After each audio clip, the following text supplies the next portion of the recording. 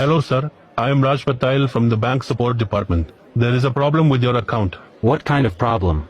What bank are you from? Sir, I can explain everything, but first I need to confirm your full name to verify the account. If you're really from my bank, then why don't you already know my name? Sir, it's just for safety. We don't see full info without your confirmation. That sounds strange. You said there's a problem, but you don't know who I am? It's a quick check, sir. Then I'll help you fix the issue. You asked for my name, number. What's next? A code from my phone? Yes, sir. To be sure you are the account holder. We are from bank support department. I've never heard of that before. Is this even real? We help with account safety for many banks. Now this really feels fake. My bank never called me like this. Your account might get paused. You're just trying to scare me now. I don't trust this. Sir, I've helped many people.